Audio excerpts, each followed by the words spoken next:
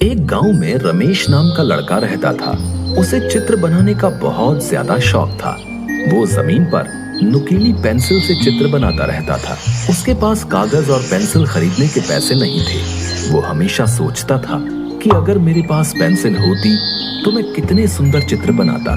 वो छड़ी से हमेशा चित्र बनाता रहता है। एक दिन जब चित्र बना रहा था तो उसे एक बूढ़ी औरत मिली।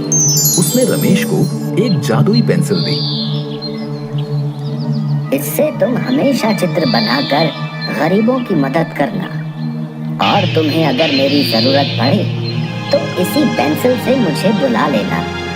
ये कहकर वो बूढ़ी औरत गायब हो गई। रमेश बहुत खुश हुआ और उसने पेंसिल से जमीन पर एक सेब का चित्र बनाया। वाह, क्या छड़ी है! अचानक ही वो सेब असली हो गया।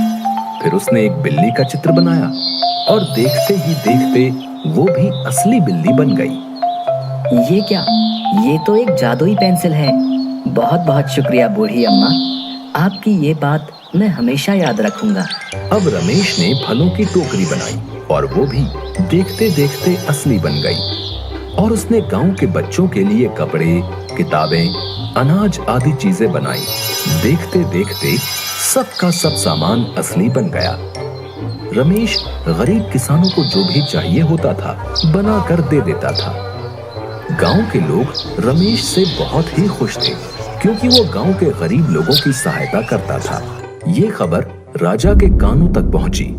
राजा ने रमेश को बुलाने का आदेश दिया और राजा ने रमेश से कहा, पहले तुम सोने से भरा एक घड़ा बना दो और ये पेंसिल मेरे हवाले कर दो।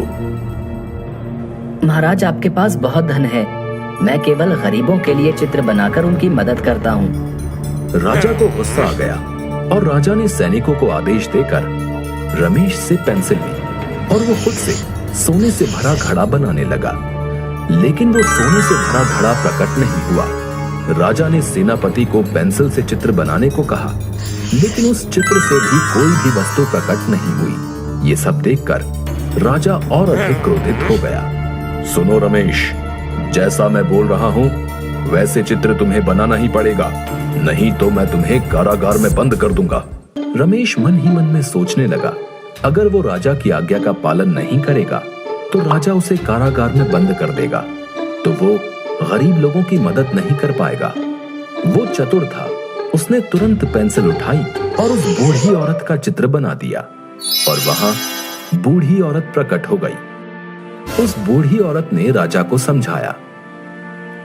प्रणाम महाराज, सच कहूँ तो आपके पास धन की कोई कमी नहीं है, लेकिन वाकई में जो गरीब है रमेश उनके लिए ढेर सारी खुशियां लाने का काम कर रहा है।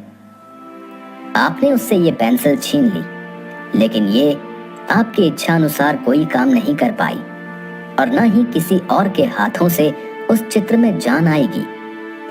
रमेश के काम के प्रति लगन और उसकी ईमानदारी देख के ही उसे ये पेंसिल मिली है।